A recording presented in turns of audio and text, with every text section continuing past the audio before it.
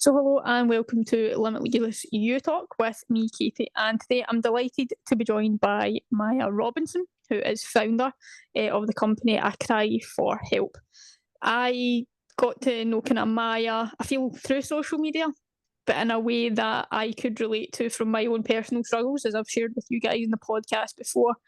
And it kind of reaffirmed the message to me that you're not alone in the struggles that you go through.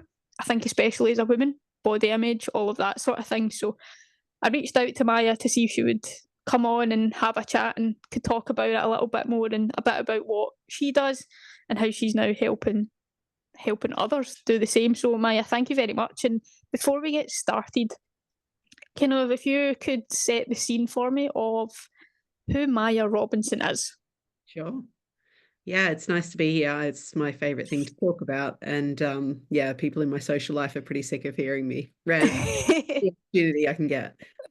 Yeah, so I'm Maya. I was just thinking as I was listening to you talk that we've got wildly different accents to each other. We're kind of at Massive. the opposite ends of the world to each other. But I live in Bristol. I've been here for about 10 or 11 years.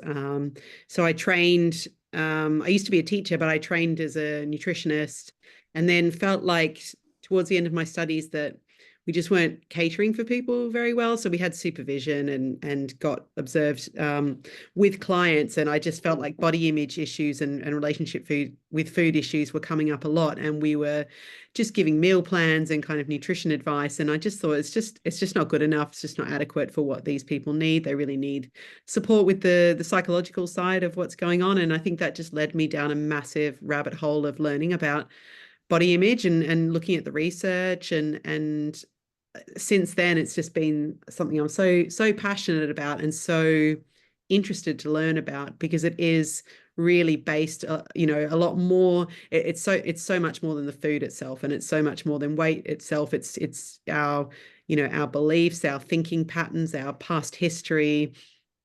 So being able to explore all that and unpack all that, and for a lot of people it's the first time they've come and spoken to someone about it because it's an area that really thrives in shame and secrecy. So I speak to a lot of people who are, secret eaters, who've never talked to anyone about how they feel about their body, who've never talked to anyone about their binging or anything like that. And so I think providing a space where people can explore that a bit.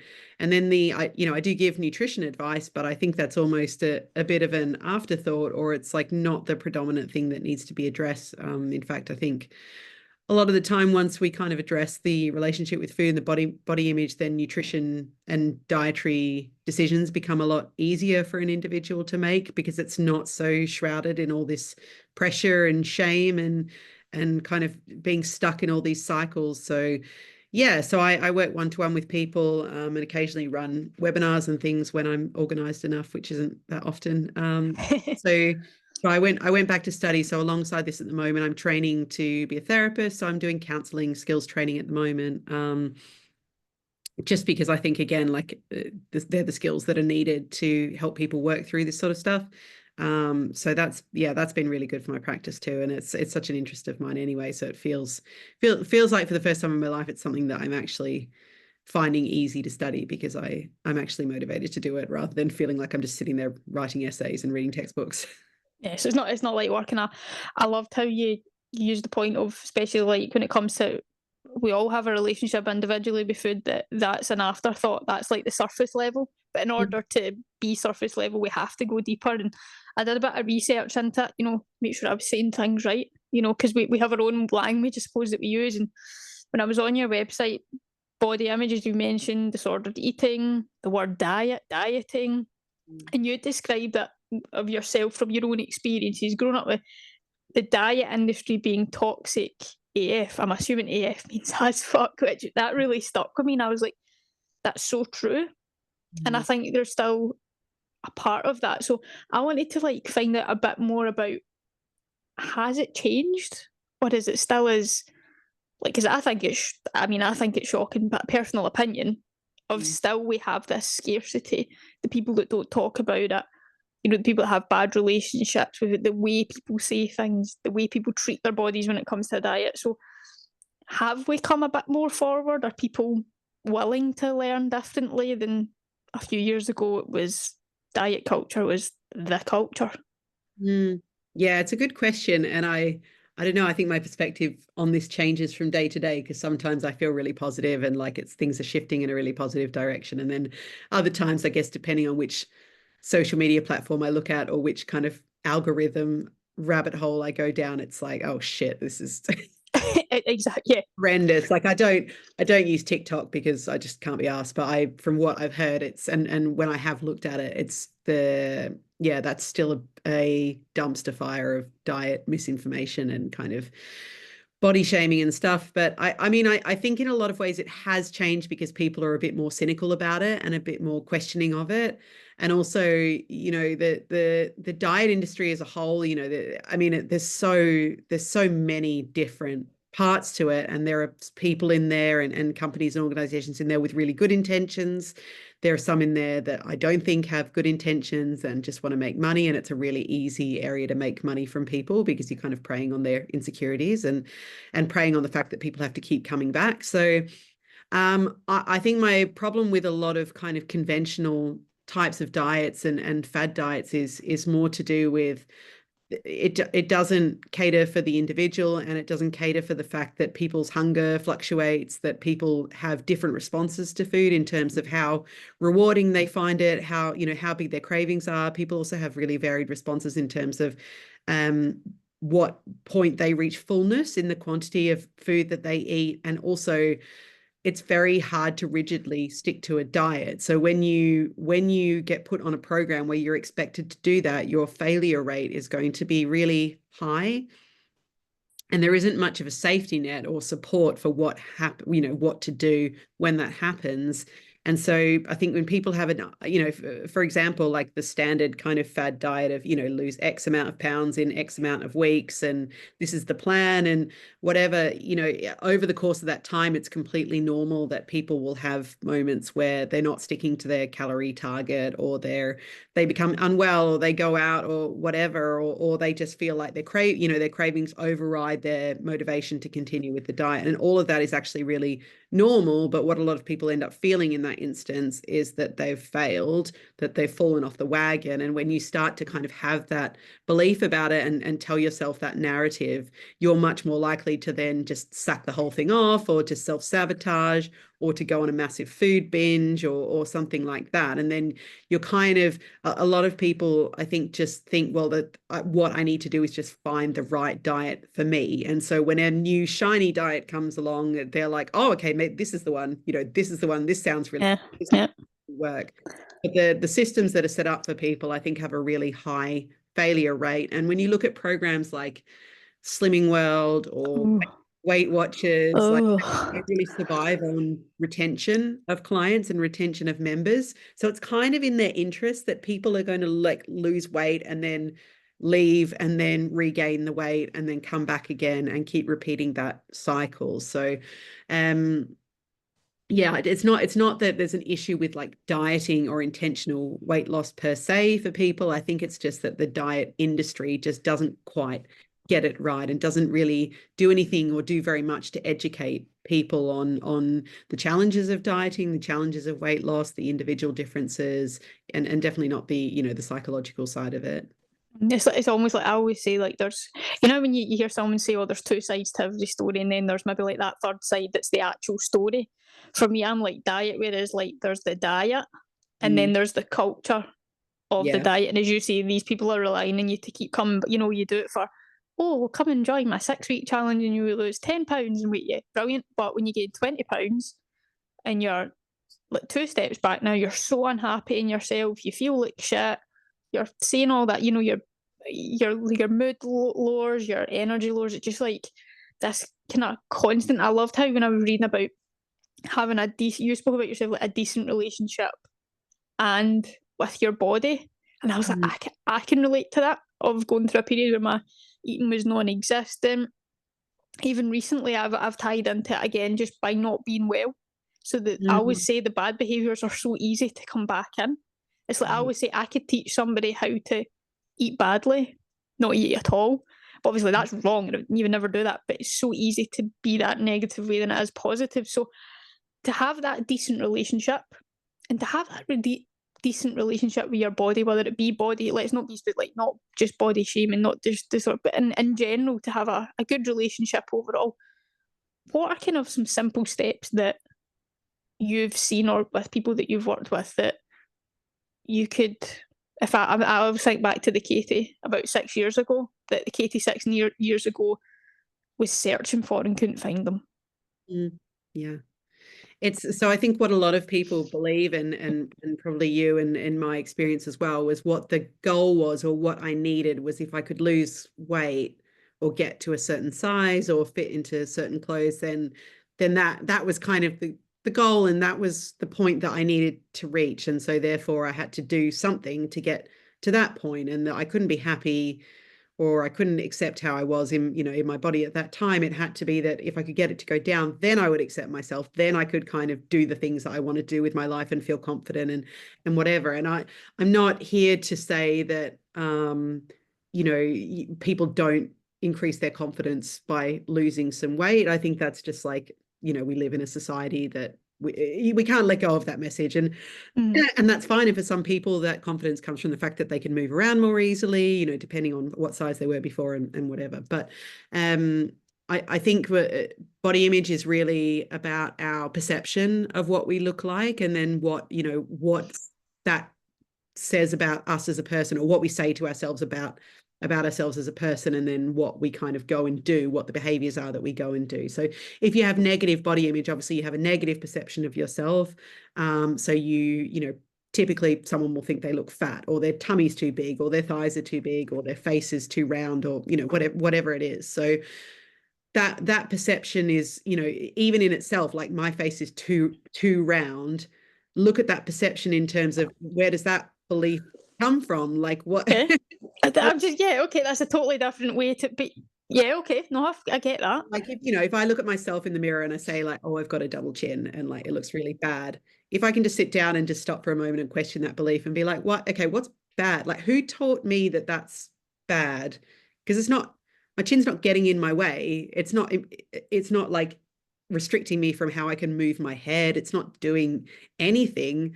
So where's that message come from? So once you can start to kind of unpick the messages around, oh, my tummy's not flat. Okay, why is that a problem? That's a problem because, well, I grew up in Australia, and if you didn't have a flat stomach, you were basically a social outcast and no one would sleep with you. And, it's Yep.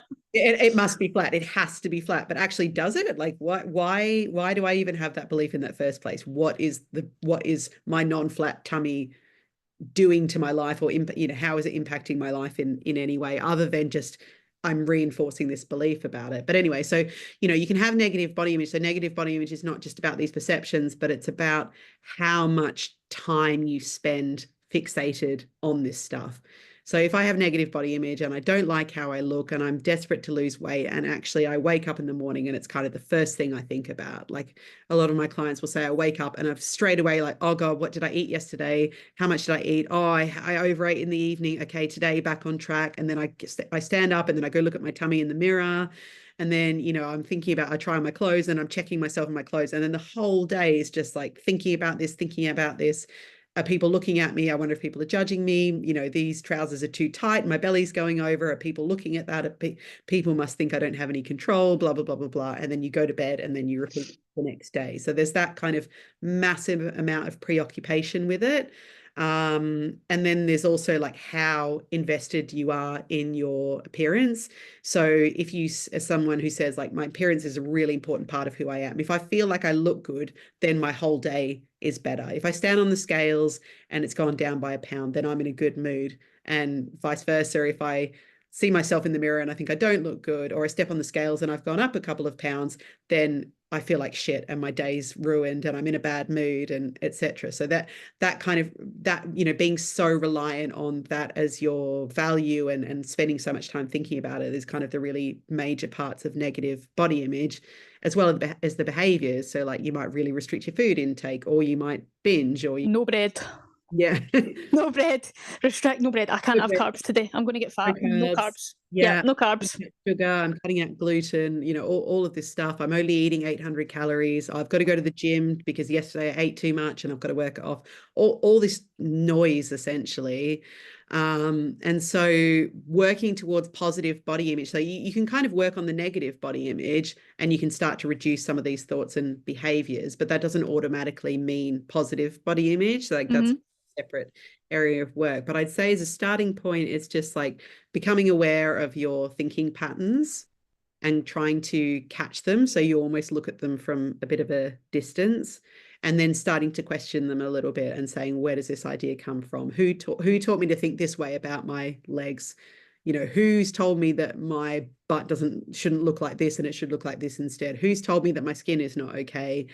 And then also looking at like when you eat, starting to identify what might trigger things like overeating or Yeah. overrestriction, and starting to kind of build your awareness of the patterns that you're falling into. So for a lot of people, they'll do something like try and be really quote unquote good with their eating for the whole day and try and eat very little and think, yeah, it's going really well. I'm nailing it, like definitely going to lose weight. And then they get to the evening and then they're really hungry and they're in a bad mood and they're feeling tired. And then they kind of have a blowout and then repeat cycle the next day forever. Do you know what? See, when you're talking about it and things, and I'm actually just thinking, like, when you're saying about preoccupied, what came to my head was if we were so, like, obviously a lot of us are consumed by it, Mm, if we actually paid attention more to the triggers, and self talk and looking after ourselves, we've been such a better place. Like, we're actually, causing ourselves more like, is this worth it? yeah. We're putting more work into not having as good a relationship as we could be if we just took a minute to think about it. Yeah. But I think there's when it comes to eating or people who've had disordered eating or an eating disorder, there's also a big element of control as well. So there's a Yeah. understandable thought that if you let go of those behaviors and that kind of what you think is being very vigilant about what you're eating every day, then you'll just become completely out of control. And what we actually find is once you reduce that amount of preoccupation and start to pay more attention and place more value on other areas of your life, then the pressure reduces and the stress of it all reduces. And because of that, you're less inclined to overeat because you're less stressed and you're less worried about it all the time and you're less kind of fixated on it. So like the more you fixate on it, the more it tends to go pretty haywire and you just kind of obsess about it all day long, basically. But it's hard to let go of that control and it's hard to trust that process. Yeah. I think for me, even recently, I had a couple of days where I was like, oh, I've not eaten much. And then, oh, I can feel the panic starting. Oh, this is giving me the fear of what, a few years ago when I was lucky if I ate a banana in a day. But Mm, that was actually illness working on me. And mm, illness was working on me because I'm so preoccupied with working all the different things that life throws in our way that I wasn't actually thinking. I was like, oh, wait a minute here. Like, calm down. Just like, you're just mm, having a moment. Just have your, and that's okay as well. And I loved how reading about, you spoke about food freedom.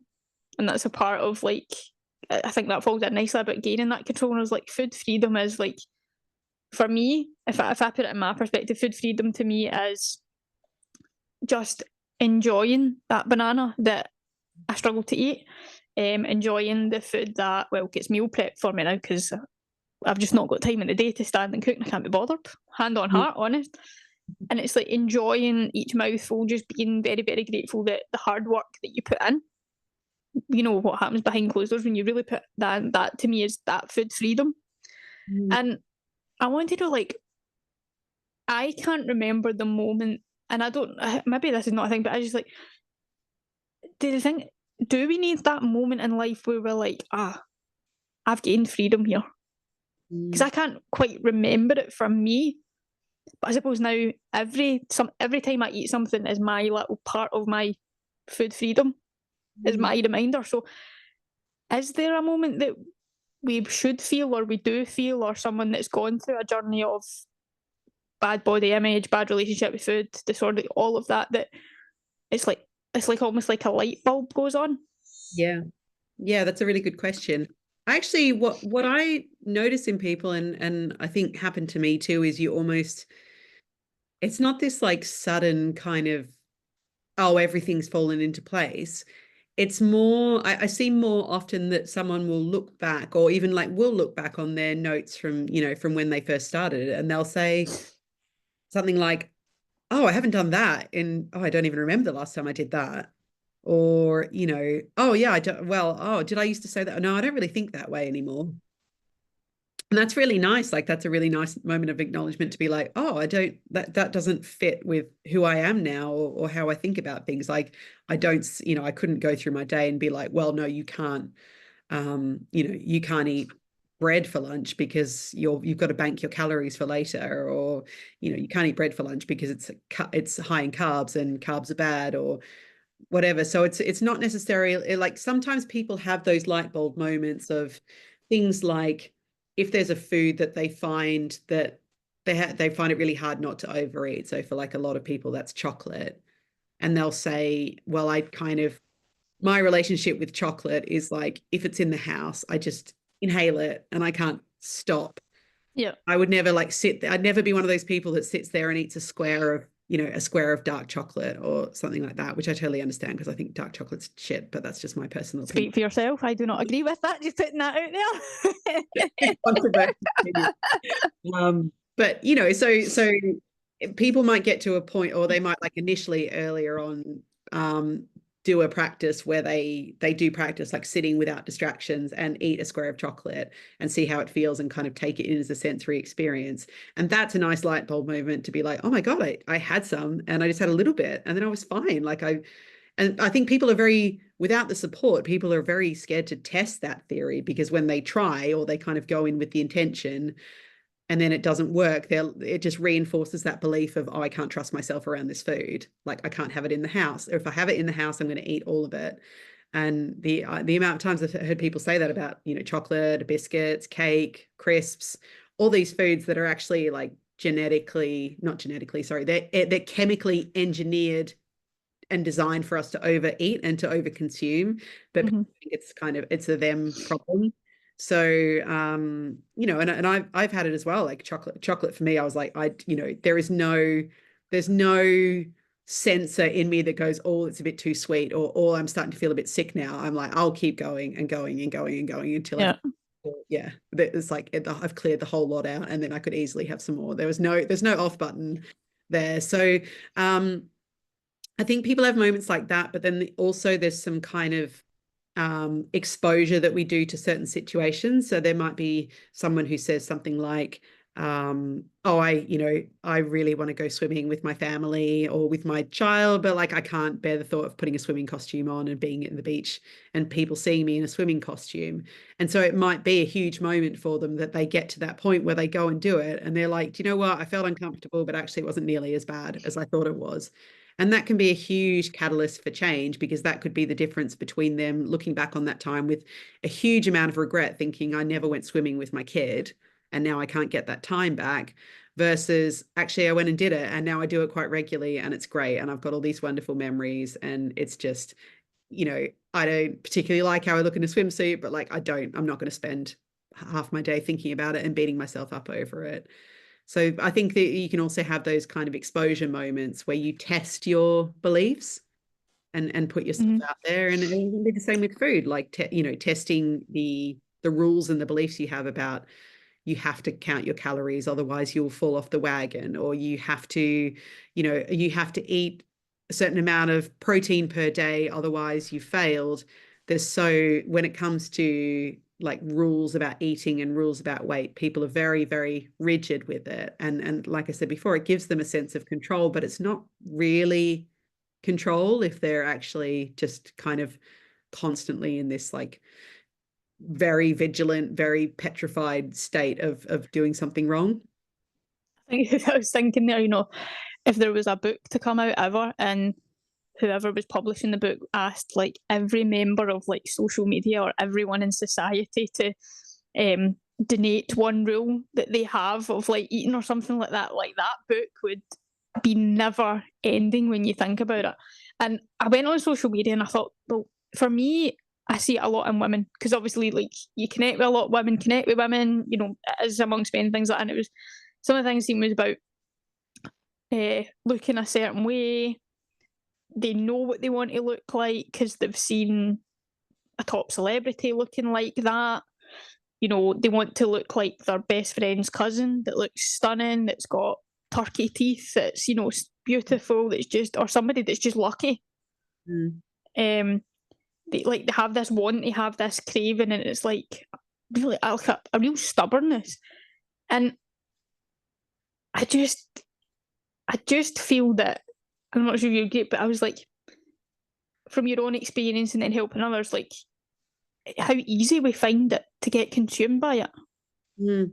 Like I couldn't say like I ate the same thing for 7 days a week. I knew what I was having to eat when I was trying to gain the weight, and my dietitian at the time said, "Now this is going to be trial and error, Katie." Now I lied to her about what I ate, and I never ate it, and she knew that, but I had to realise that I was lying to her. My therapist at the time told me I was very military-like because it had to be the same. But for me, that was like a helpful thing. So I was consumed by all of this. So I would have the same meal every Monday. Now I can tell you off the top of my head what the calories to the exact of that meal was. So for me now, like I don't calorie count because it's not for me. It's a little bit still of a negative experience every time you see this, unless you're making something that's different. But I just feel, especially in women, that we get so consumed by the negative, and it just is like you want to go, don't do what I did, don't, you know, we've got so much here that we can do that's different, and I'm sure you've had those moments. Yeah. Yeah, I think from a really young age, I kind of was really aware of, yeah, my body and how it looked in comparison to other people. It's a really natural kind of normal part of our brains that we compare ourselves to other people. There's I think from an evolutionary perspective, it's about like social standing and social order and keeping us safe. So when we existed in small communities and tribes, it was kind of this mechanism of our brain of, you know, fit in with the group and see where you rank and try and move up the rankings, or you know, aspirations to move further up to keep you safe, because if you're down at the bottom of the pecking order, there's a chance that you'll be ejected from the group, and then you've compromised your shelter, your food sources, etc. So our brains have a natural tendency to compare. What we tend to do when we don't like the way we look is that we compare ourselves a lot to people that we think look better than us, rather than comparing ourselves and kind of seeing where we sit amongst the average. Because if you go out in public and just sit in public, you know, sit down on a bench and just do a bit of people watching and really take everyone in, you get a more realistic picture, which is that we're all very, very different to each other. And some people are bigger than you, some people are smaller than you, some people are older, some people are younger. Like we're all totally different. But then when it comes to something like social media, and the more you kind of feed the algorithm, what we tend to see more of is like, I'll only see people that I think look better than me, or people that fit the kind of ideal, you know, cultural image of how a woman Yeah. should look. And it's when you said that thing before about like, oh, it's my, you know, my cousin or my someone I saw who's on TV, or like the, you know, anyone who's been on Love Island, that's like always a huge comparison for people. But I think what we need to realize is first of all, like what they put online is very curated, and the images are manipulated, so even they don't look like they look in the pictures and in the videos. But also, like those people are not necessarily living their best life because they look like the kind of the stereotypical perfect body shape and perfect size. They're people who also have massive amounts of insecurities about the way that they look. And this is why it's so important that we look at body images. It's perception, because it's not like, oh, well, they're a certain size and they don't have cellulite on their legs, so they must be happy and they must love the way they look. A lot of them don't, which is why they go and get loads of procedures done. And you know, you see like many examples of people who are in the public eye and celebrities who have massive amounts of surgical treatments done because they're under so much pressure and they're having their looks scrutinized so much, and they're not allowed to age. You know, they're not allowed to gain weight. And there is so, I mean, I used to think when I was younger that being famous would be the coolest thing in the world. And now I fucking cannot imagine anything worse. Yeah. being in the public eye and having thousands of people just have open season to comment on what you look like and how bad you look or how bad your little toe looks in that picture or whatever. So anyway, I think the comparison is always there, and being aware of that, but noticing when you're comparing yourself to people that you only comparing yourself to people that you think, oh, they're better than me, because that is just going to reinforce this feeling you have of, I'm not good enough because I don't look like that. It's pretty normal to care about how we look and to want to care about how we look and to want to kind of work towards perhaps looking a bit better than we already do, which is why people, wear makeup and get dressed up and all of this stuff. But I think it's again about like how much of your headspace is this consuming? If you're spending all day or hours every day scrolling on social media and your feed is made up of people with giant white teeth and tanned and, in bikinis on holiday all the time, then I mean, you don't have to think about it for too long to realize that's probably making you feel like shit. Yeah, and I've learned really throughout the last 10 years of how to be my authentic self, how to be a victim, not a victim. And I've got a little post-it note that sits there every time I record a podcast and every time I'm working at my desk, like it's there is that constant reminder. And it takes hard work. And I was thinking about when you said about being a celebrity, it'd be amazing, wouldn't it?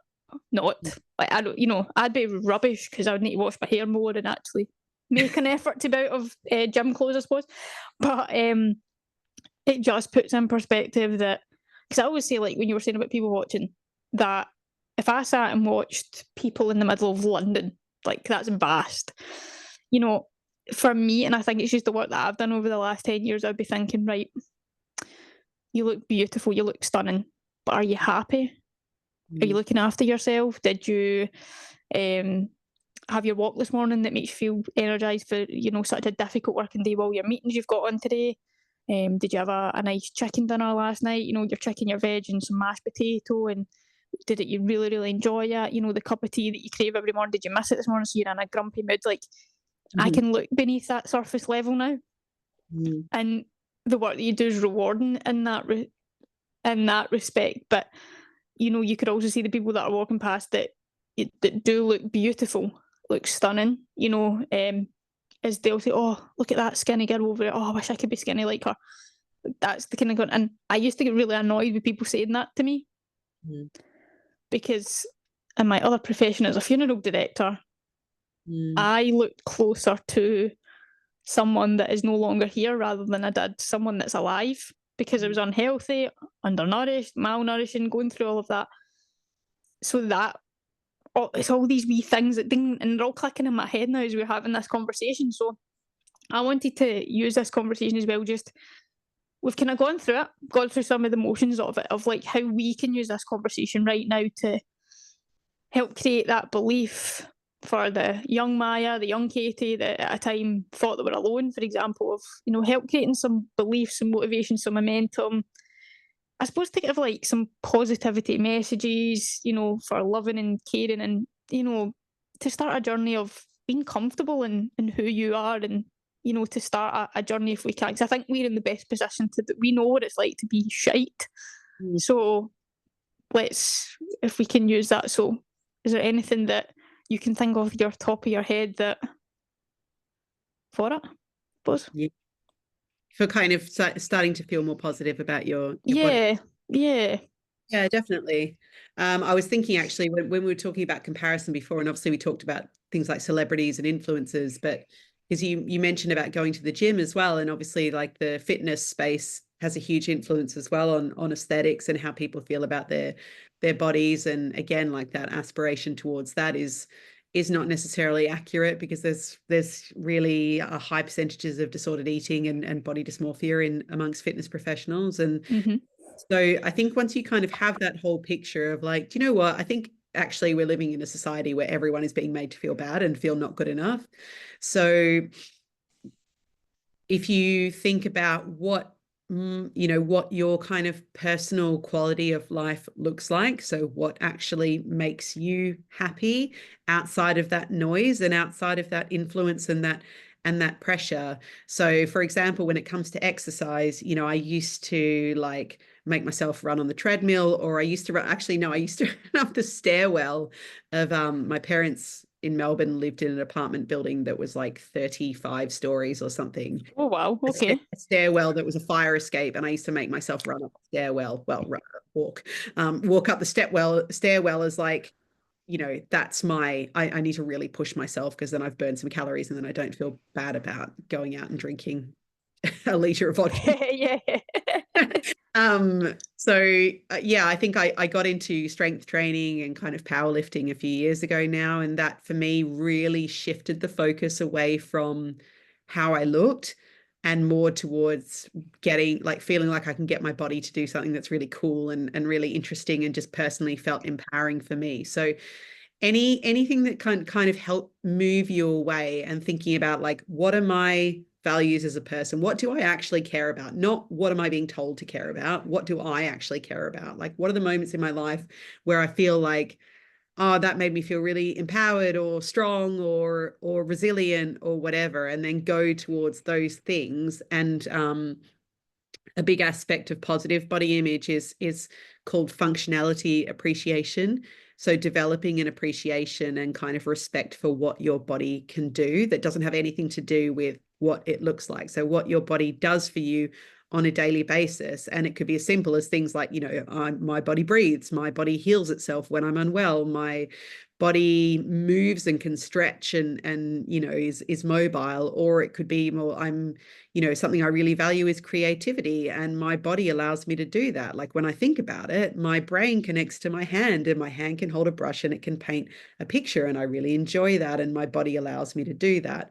Or it could be that I feel like a really good friend, like I'm tactile with people, and I, you know, everyone loves coming to me for a hug, and you know, I'm warm and comforting to people when they're sad, and I'm a good friend in that way, and my body allows me to do that. And then thinking about, well, what would my life be like if that was taken away from me, if I could no longer be creative, if I could no longer show warmth to others with my body language, or if I could no longer move my body in a way like go out for a walk in the mornings and, you know, be able to use my legs and take in the fresh air.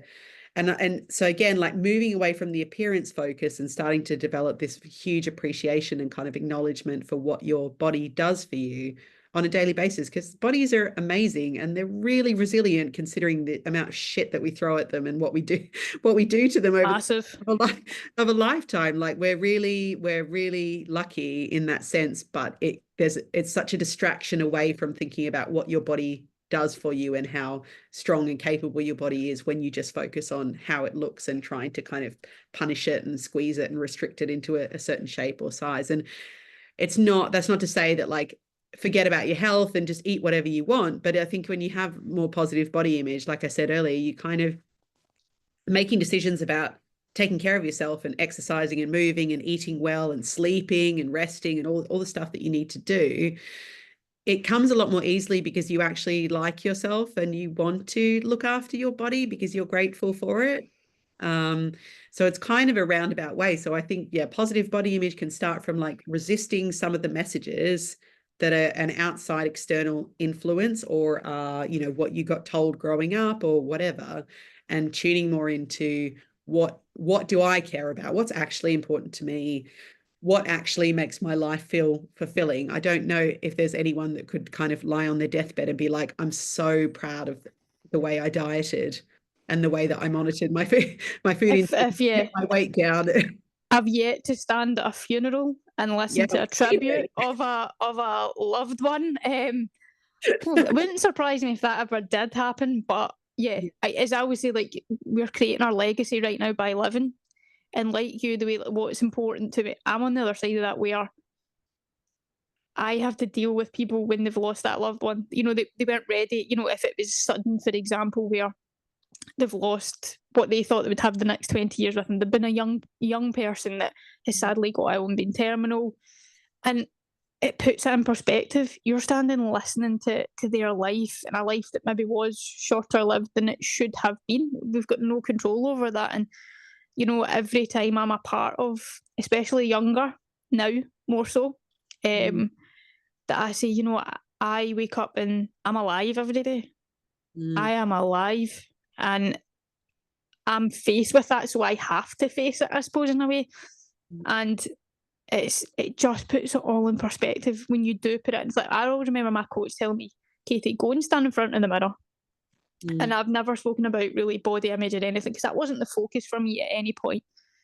And he was like, right, go and stand in front of the mirror. Okay, stand in front of the mirror. And he's like, I want you to, when you stand in front of that mirror, not look at yourself. He's like, I want you to talk to yourself. And of course I'm thinking, right, this is quite sad, but not understanding at the time. So stand in front of me, he's like, I want you to talk to yourself. Okay, let's Katie to Katie have a conversation. And it was like, ask yourself some questions. Ask, how are you feeling today? How are you, Katie? What are you up to at the weekend? What are you going to have to eat? What are you, just ask the normal questions that if you're sitting in a hairdresser's chair, how's the weather? He's like, just ask yourself those conversations. So I was like, but I wasn't thinking about anything else. I wasn't thinking about the 7-day meals that I was doing. I wasn't thinking about how I was going to get out of the dietitian, telling her that I'd eaten everything on the stuff that I was taking. I hadn't done it. I was just, as being Katie, and being Katie allowed me a bit more freedom to have that conversation, I suppose, to begin a process of, for me, it was self-talking. And then, and not once did I look at myself. I think that's the message. Not once did I look in the mirror and go, I do not like what I see. Because I was too busy thinking of the next question that I could ask. And it was almost like a game, like you going up the stairs to your mum and dad's apartment.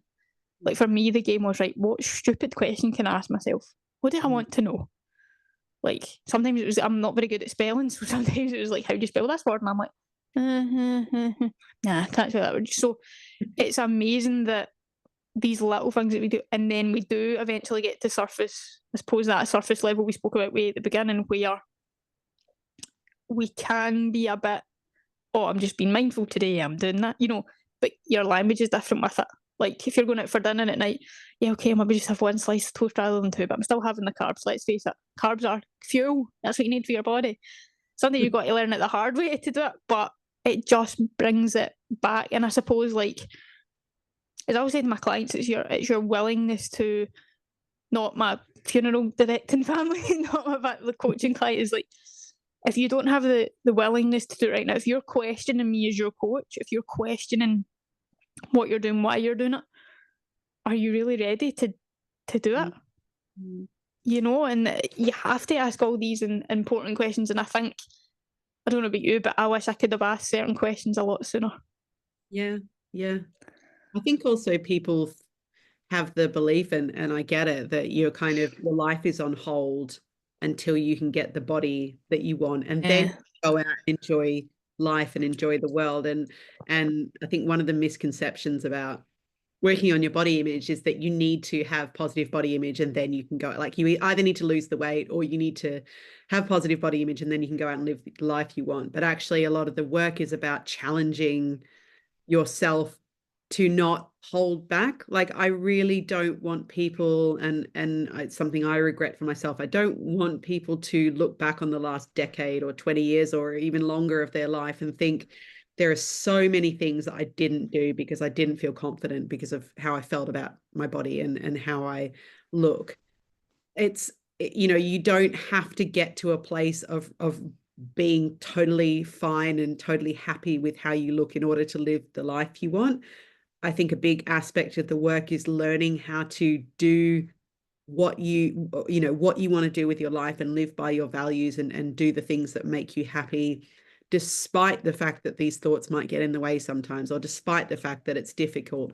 Once you stretch your comfort zone a bit and you learn to kind of tolerate the stuff that comes up, that preoccupation goes down. You stop buying into the beliefs that you can't do things. And that, that's the big thing about, like, when I see diet content online or people, who post transformation pictures and they say things like, I finally feel like I'm living my life, and I can go out and I can do what I want and whatever. And I think that's great that they've got that confidence, but people don't have to believe that they have to lose weight in order to reach that place, or that it has to be a certain amount of weight. What we actually find, or like a really interesting part of the research, is that people actually start to feel a lot more confident and move a lot easier in their body with actually quite a small amount of weight loss. So people having in mind, like, I have to lose 60 pounds because that's what I weighed when I was 21, and that's when I last felt good about myself and I fit into these clothes and whatever. So, whereas actually that person could lose 5 pounds or 10 pounds and be like, actually, I feel great. And so there's not, living the life you want and kind of living in line with what matters to you can really occur at whatever size that you're at. And again, like, if once you start doing that, it does reduce that preoccupation and that time spent about it, because you've got other stuff to think about and concentrate on. And then it actually becomes a lot easier to manage. And if you're happier with the life that you're living, then you are less likely to do things like emotionally eat or to, deprive yourself of food. I think I can't say any more to that. But everyone that comes on the podcast, I love asking favourite question at the end. So, Maya, what are your superpowers? Right in there, right in there.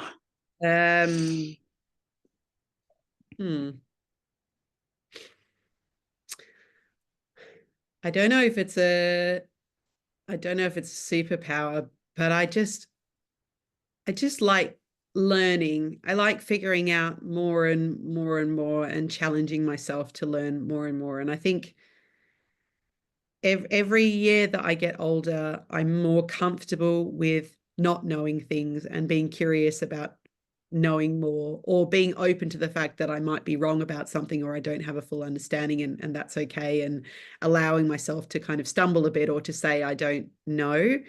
When we talked about confidence before, and I was obviously so reliant in the past on, my confidence is going to come from when I think I look good. But actually, what I've just said is something that makes me feel confident, being able to put myself out there, being able to jump into the deep end with things. I've had so many situations now where I've put myself in a situation, like I've signed up to do something, or I've said yes to do something, and as soon as I say it, I'm like, why? Oh yes, I know that well. Hell am I just done? I don't know how to do this thing. So yeah, I think my superpower would be like continually wanting to learn and to better myself and to figure myself out and to figure out people and how they work. That's probably the big. That is a superpower, because I'm thinking power of curiosity. Yeah, that's not a bad thing at all.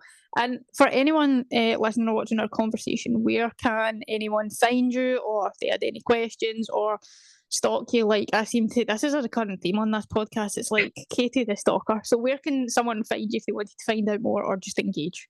Yeah, so you can stalk me. I'm on Instagram at under A Cry for Health, or you can probably just search for my name. My website is acryforhealth.co.uk. I don't use other social media. Twitter or no, X. I refuse to call it X, Twitter or TikTok or anything like that, because I just can't be bothered. But yeah, they're the main places that you can find me if you want to have a chat, and I'm more than happy to chat to anyone who wants to send me a message. Excellent. Maya, thank you very much for all your shares and just sharing this conversation. Thank you. No probs. Thank you.